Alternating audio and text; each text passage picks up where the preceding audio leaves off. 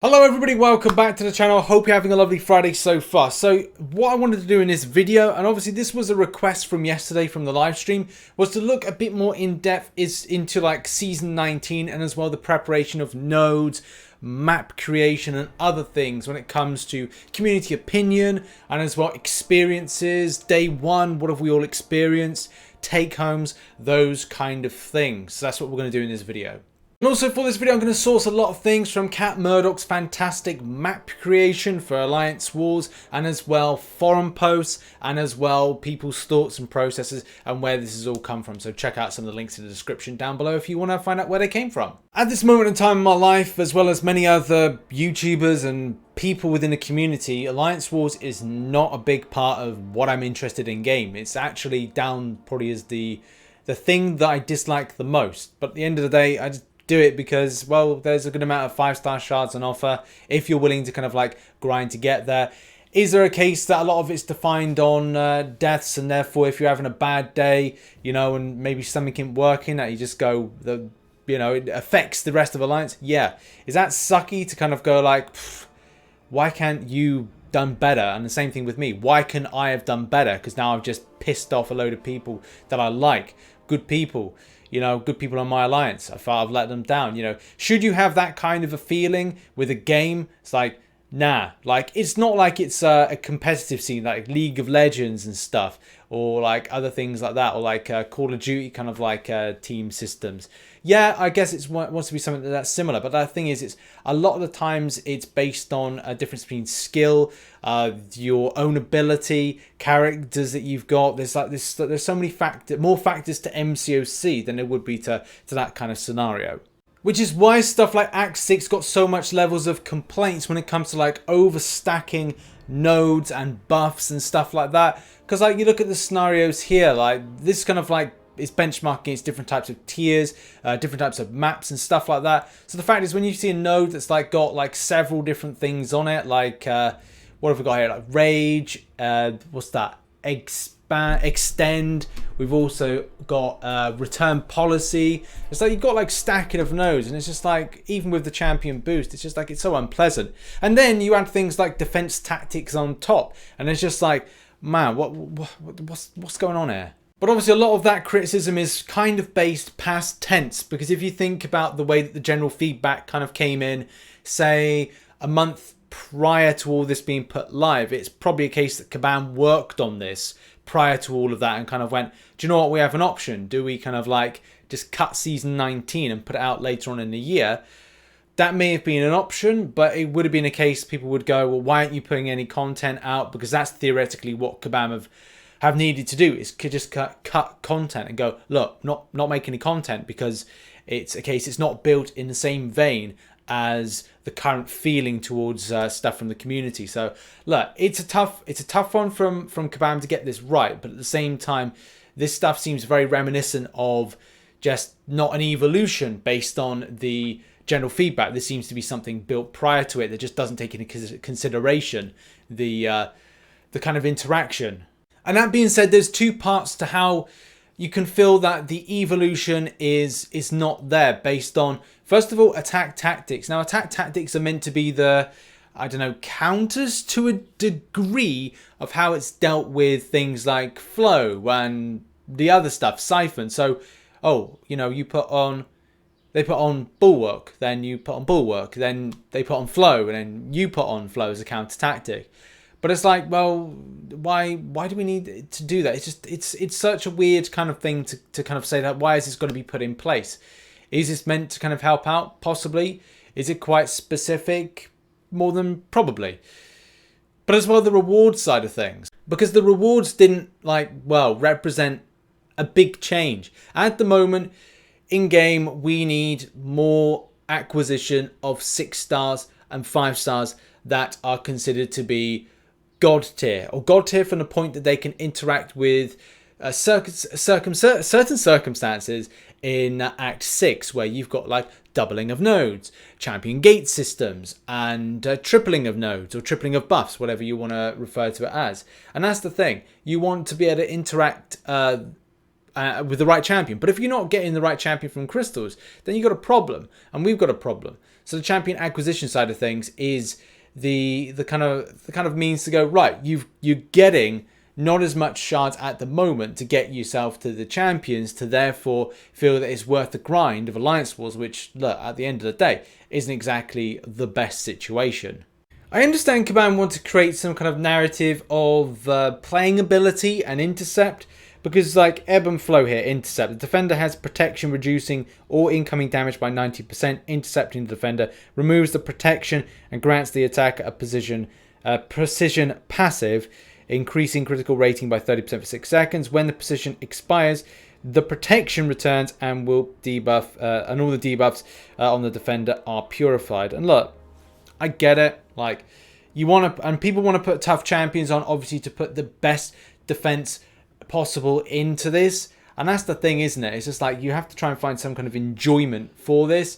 And some people get that, some people don't from this kind of setup. In other cases, it can be seen as like incredibly frustrating, especially in this circumstance, because you're like, right, well, if Hyperion gets like power built up, then he's going to be like constantly throwing specials. If it's then considering that, you know, you take Doctor Doom against this, then yeah, you could like put a stagger debuff on the champion, or I don't know if it's like referred to as a stagger effect, which could suppress the power gain. And as well, you're probably going to be looking to like try and counteract this. But as this goes up with more kind of like difficulty from this and higher tiering, this could be like incredibly more frustrating for players. I mean, let's take some community opinions on matters when it comes to setups. Like, Stunning Reflection is a stupid node with flow. You can't shut it off unless you bring a specific champ, and when you shut it off, it's on a timer. Meanwhile, the defender shoots to SP3 because they won't use SP. They just broke flow again. Drake here is showcasing his experience by saying that basically the situation is very unpleasant, and it may be a case of like stopping Alliance Wars altogether. And something to bear in mind, it doesn't matter if you're at the tippy top or the right down at the very, very bottom. The fact is there are players that will have different problems than you, so do bear in mind to have consideration of this. And obviously, as said here, you know, it seems more value to kind of save the items. And that's the thing, items are very important. If you're at the top, items are important. Unless you're a complete whale, then that's obviously your prerogative. But as well, when it comes to like free to play, items are important. Your glory is important as well, as you need rank up materials to make stronger champions, to take on the content, which obviously is going to be at this current stage difficult because of situations prior to the general feedback and Kabam answering. And let's just say if Kabam decided to bring in hidden nodes, it probably would have made things just like absolutely terrible. Thank God they decided that this was a good thing to kind of leave out. Yeah, it spices up everything, but it's not a good spice. It's kind of like it's burning your butt, kind of like ring piece kind of burning type situation, spicy. That ain't good. That's not a spicy I like. One thing I keep coming back to is this particular post here. Like, I've refreshed this probably 4 times whilst recording this video, and I prepared some stuff from last night in order to kind of put in for this video. And I was like, it's just completely blown my mind with the extent of like the feedback in various areas. Because like you would think that, okay, it's one specific thing that players have a problem with when it comes to these new changes to Alliance Wars. But the fact is, the changes are all kind of the changes that have been put in and champion placements, and it's like, yeah, we get Alliance Wars. It's meant to be strategic. It's meant to be a ball like for the opposing team. But this is the thing, isn't it? Like, what? How much level of kind of enjoyment do players get out of Alliance Wars to say that this is where the game mode should be going? And I really hope that this is the case that Kabam have said, look, we can't put in, we had an option, put in Season 19 as we were going to deliver it, and it doesn't take into consideration of feedback, and it's just a case of like, they should have said that, or it's the case of the scheme of things to come. Because if it's the scheme of things to come, then it's just like, it's not there. So I really hope that when they're referring to the war future, which they did in the roadmap prelude, it doesn't take into consideration this, because this isn't the future. This isn't nice. Also, whilst recording this video and obviously trying to put it together and edit it and thumbnails and whatnot, I'm going to try and see if I get an answer to a question that I asked Kabam on, which was whether or not this was created prior to the general feedback. Because At that point, they had an option. If they've done this after the general feedback, then what they've done is they've not taken into consideration some of the stuff that's been given back. But if this has been developed prior to it, then that could be like, you know, a month's worth of developing between the 1st of May or the kind of like April time, April to May, developing this to put it live in game in June, because I think obviously they've got to work ahead of themselves. So that's the thing of understanding where the potential ignorance was, and also the understanding of when it would have been applicable to put this in, because, you know, maybe it would have been wise to say, look, season 19, probably best we not put it in, just so we're not peeing off the player base based on the general feedback. You know, those are things I just want to find out more info about from Kabam. Now let's look at a few more kind of opinions on the fact of well, this new season. I think Kabam are looking to change a few things from what I gather, but, you know, this player here, Night Zero, says ebb and flow, scrap the node. No one wants to continuously intercept or hit the defender to be able to do damage. Make it like Aegis nodes. Window of opportunity. Yes, it is manageable. With flow, not so much, since the entire point of flow is being able to stop defenders from gaining power, though, through well-timed blocks. Those center champions between T1 and Tier 2 need health reduced. We don't need 9 mini bosses. Remove tunnel vision. It limits the champs that can be used so much. Or remove oscillate or aggressive fury. One of those needs to go. Not sure why we have EMP modification as well in war. Look, I'm not going to completely doom and gloom it, because I know people do like Alliance Wars, or did like Alliance Wars. Whatever tense needs to be put with this. The fact is, there will be people at the top that, you know, are amazing players of the game. And as I said, like, you know, salute to you. Well done. You're the GOATs. Well done. But obviously that may be difficult based on, you know, they're using rank 3 6-stars, and it presents a different kind of ball game when it comes to, like, you know, defense tactics, node placement, and they might be experiencing a lot worse than myself or anybody else for that matter when it comes to this situation. So it'll be interesting to find out more from, like, the top, like Masters, Platinum 1, Platinum 2, and obviously whether or not they're suffering as much as those down at the bottom. And, you know, as I said, as I keep refreshing this forum page, there is more feedback, there's more info. That just means that the season 19 preparation is just going in such a, I'd say, negative fashion.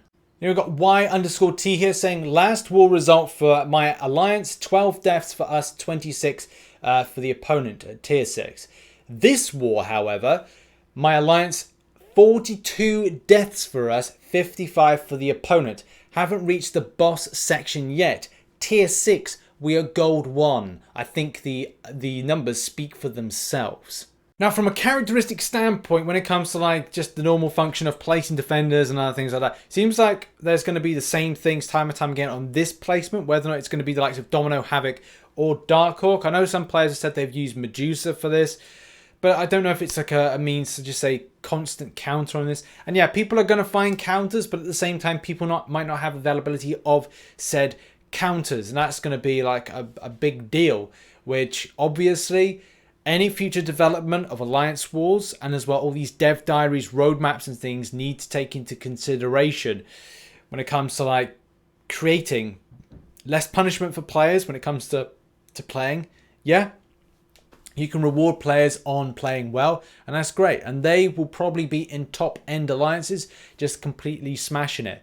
But obviously it's hard, because I found people that kind of like said things like they were happy with the new tactics, they were happy with a few things that have been put in place, and that's, you know, that's fine. That represents who it represents. But it's just a case, predominantly, a lot of the players are saying that the creation of some of these nodes, the defense tactics, and even the attack tactics to counteract some of these, just do not feel that this is in keeping with any kind of future evolution and development from this. Now, here's my final point on the matter. Season 19 looks terrible. It is felt like it's terrible for a broad spectrum of players. I don't know if this is a case that this is every single person within the community. I'm sure there's going to be a couple people that will like it, or a few people, or a multitude of people that will like it. But it is a case that is predominantly, and higher percentage, are done with Alliance Wars at this state.